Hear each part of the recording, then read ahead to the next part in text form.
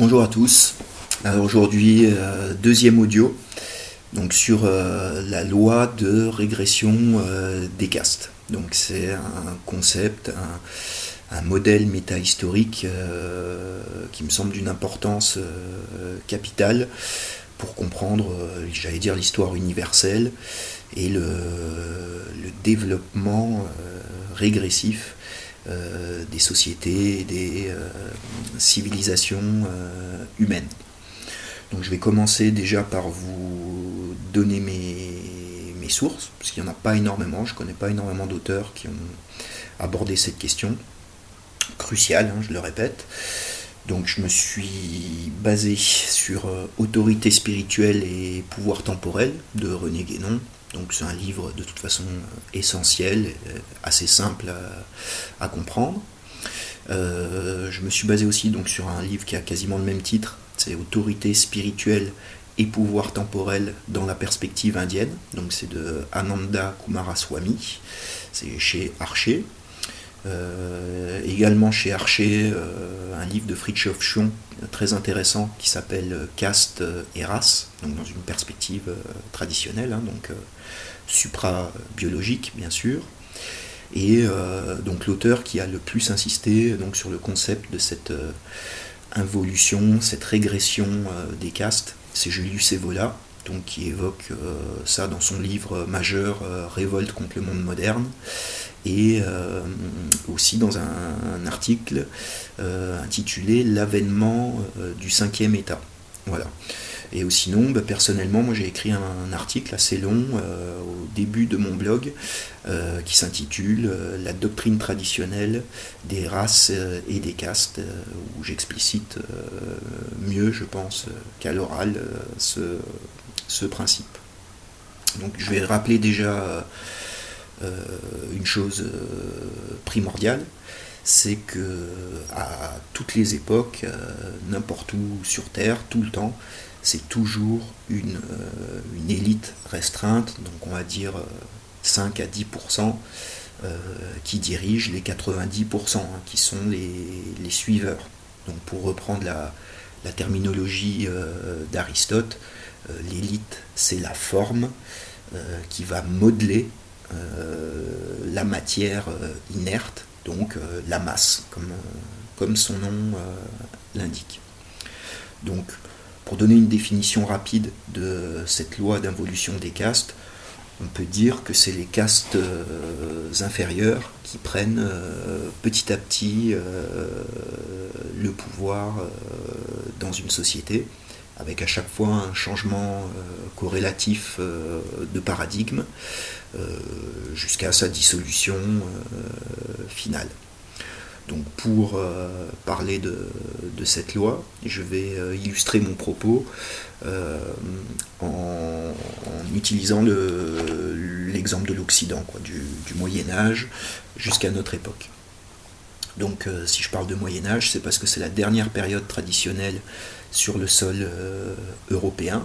Donc comme je l'ai dit dans le premier audio, donc la société hiérarchisée, organisée en castes, donc en 3 états.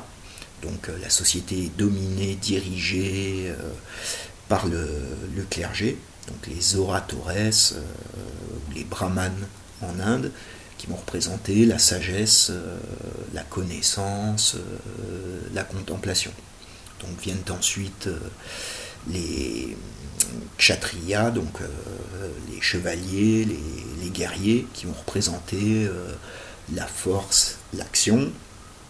Ensuite, les laboratores, qui sont les artisans et les gros agriculteurs, donc c'est-à-dire ceux qui possèdent leurs moyens de production. Et enfin, la 4e caste, donc c'est les gens qui n'ont pas les moyens de production, c'est les travailleurs, on va dire les employés, les serfs, donc c'est les Shudras de l'Inde. On peut parler donc aussi d'une 5e caste, mais là c'est vraiment donc c'est ceux qui sont exclus, ostracisés, ou voire même éliminés de la société traditionnelle. On sait que c'est un monde fermé, une société traditionnelle, on n'est pas dans la société ouverte à la George Soros, Donc ceux qui sont exclus de la société, ça va être les étrangers, les sorcières, les hérétiques, enfin voilà, tous les gens qui ne rentrent pas dans le cadre civilisationnel d'une société donnée. Alors donc, quand je dis Moyen-Âge, on va dire le Moyen-Âge traditionnel, on peut le faire aller de l'an 1000 au début du XIVe siècle. Donc c'est 3 siècles qu'on appelle le beau Moyen-Âge, le Moyen-Âge des cathédrales. Donc ça commence vers l'an 1000 avec ce qu'on appelle la réforme grégorienne et donc la prise en main de l'Occident par le clergé, surtout via l'action du monachisme, des monastères, des moines, qui donc vont éduquer la société civile, et notamment les représentants de la force, donc qui étaient les barons médiévaux, donc c'était les descendants des barbares qui ont détruit l'Empire romain, et donc les clercs leur ont donné une éducation chrétienne, une morale, une éthique chevaleresque, donc assez féodaux, qui étaient on va dire des gros bourrins, quoi. Voilà. Donc le premier décalage civilisationnel se fait, selon les traditionalistes, se fait au XIVe siècle, au début du XIVe siècle. Pour Guénon, le signe des temps, c'est l'arrestation des Templiers par Philippe le Bel. Donc les Templiers, c'était les moines soldats, donc on va dire l'élite de l'élite médiévale, chevaleresque.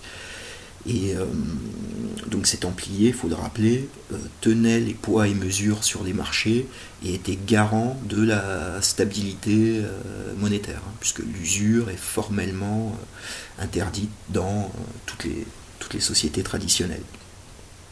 Voilà, donc moi, un autre signe des temps qui me paraît aussi très important, c'est ce qu'on appelle l'attentat d'Aniani. Donc c'est Philippe le Bel et ses légistes, qui étaient d'ailleurs tous des cathares, ou c'était pas des bons chrétiens.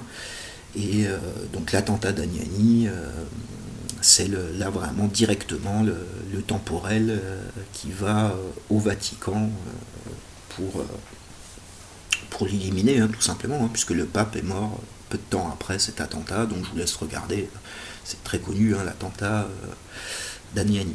Donc à partir du début du XIVe siècle, donc ça se fait progressivement, c'est pas du jour au lendemain, donc on voit la mainmise du temporel sur le spirituel, et donc on rentre dans la fameuse époque de la Renaissance, qui n'est pas une Renaissance, qui est le début de la décadence moderniste.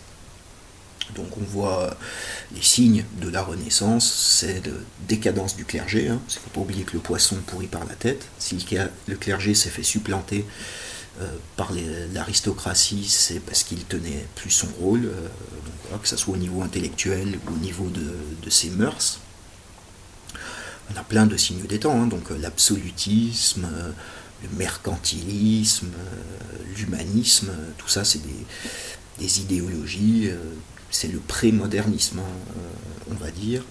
Une chose aussi très importante à mes yeux, c'est que les chevaliers au Moyen-Âge étaient les seuls qui avaient le droit de porter les armes, donc les paysans étaient tranquilles dans leurs champs, et à partir de la Renaissance, on a le concept de soldat, donc c'est celui qui touche une solde pour aller combattre. Donc on sort les artisans et les agriculteurs de leur métier normal, j'allais dire, pour les mettre sur les champs de bataille. Donc les guerres sont de plus en plus meurtrières, et les aristocrates restent dans leur palais somptueux à se tourner les pouces, on va dire. Les grands barons féodaux sont entretués, on va dire, pendant la guerre de 100 ans, et après, on va dire, la fine fleur de l'aristocratie c'est petit à petit éteinte.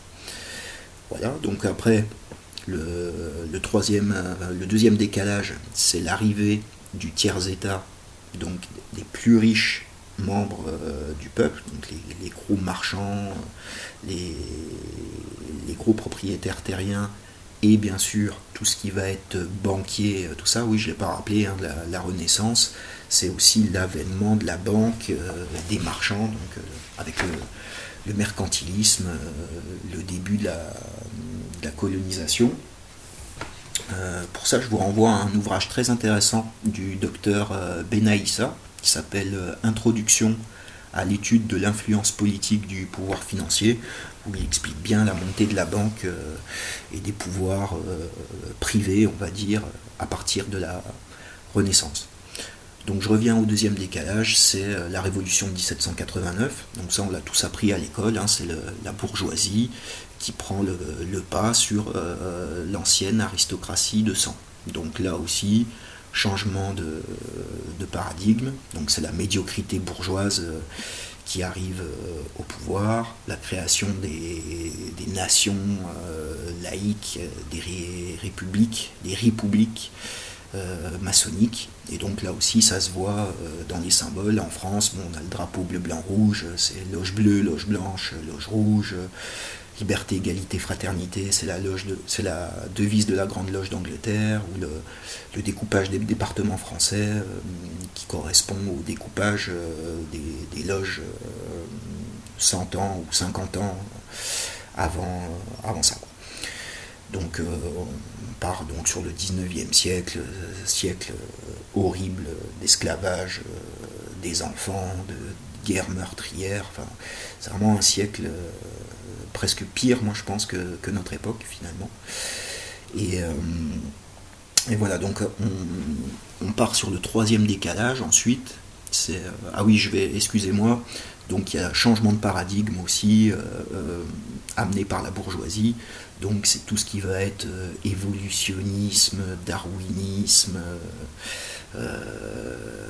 les dinosaures et tout le tout-team, quoi, pour changer complètement le paradigme et rentrer vraiment là dans le monde nouveau de progressisme.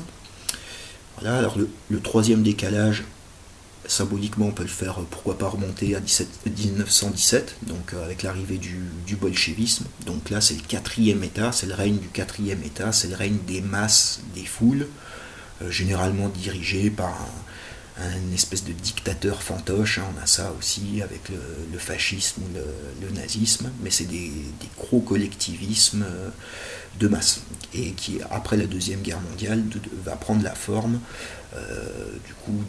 comment on pourrait appeler ça, le capitalisme ordo-mondialiste. Voilà, et du coup, donc ça en revient donc au titre de l'article de Evola que j'ai cité au début. Donc on va dire, pareil, on peut faire remonter ça à 1968, hein, à mai 68, on va dire, c'est l'avènement du cinquième état. Donc là, c'est les plus mauvais membres du peuple, donc tout ce qui va être les pédophiles, les dégénérés sexuels, les invertis, les moins courageux, enfin les gens qui normalement étaient exclus de la société, qui vont être à la tête des affaires du monde. Donc on peut comparer ça à des ténias ou des cellules cancéreuses qui sont là donc pour accélérer la décomposition du cadavre de la civilisation. Donc là les exemples sont à foison. On peut penser à des gens comme Cohn-Bendit, Frédéric Mitterrand, on peut penser à la joyeuse sauterie de Macron là, pour la fête de la musique. Donc là, on est vraiment dirigé par les pires êtres humains, quoi, les pires des individus, quoi, qui donc, de façon consciente ou inconsciente, sont là pour détruire une société. Et comme les parasites, ils peuvent se sentir bien qu'en pourrissant tout ce qu'il y a autour d'eux. Et donc ça amène fatalement, c'est totalement nihiliste, ça amène fatalement la destruction complète du corps social.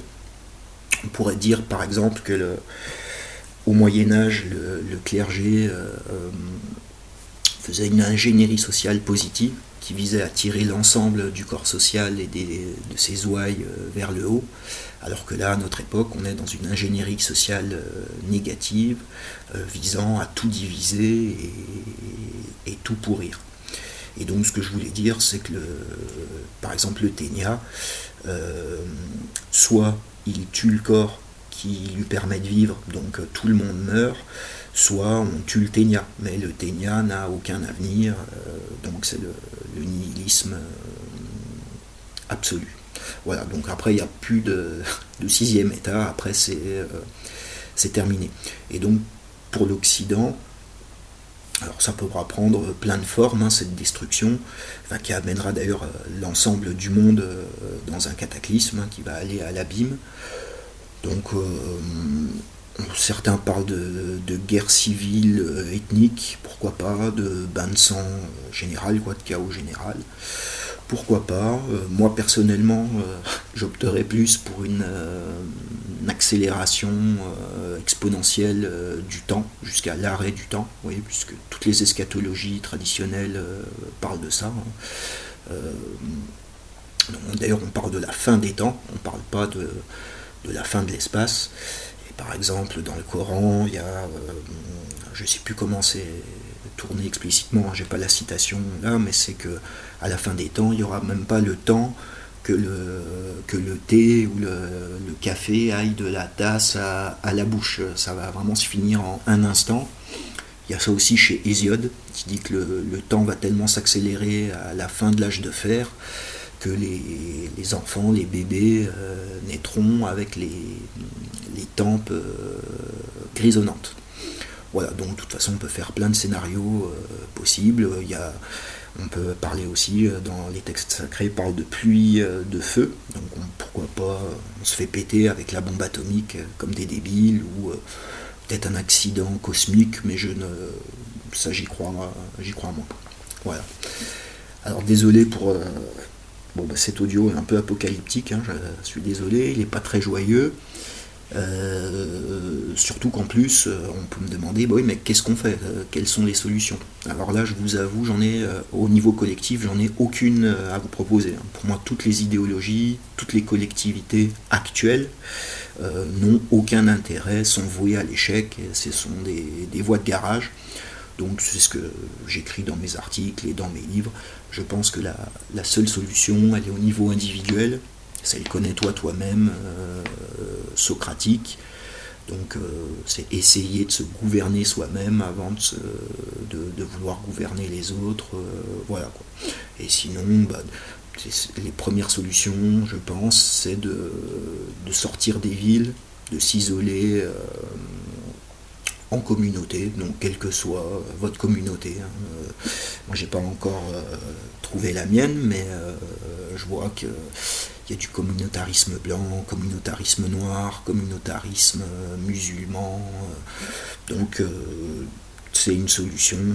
De toute façon, l'homme est un animal social, donc il faudra trouver des solutions collectives, ou alors ça sera vraiment le chaos, hein, ça sera peut-être ça. Voilà.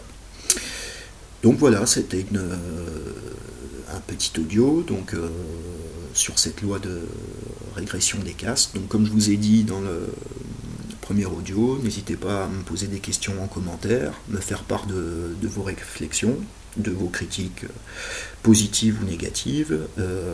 C'est juste que je bannirai de la chaîne tout ce qui est insulte et tout ce qui est complètement débile, quoi.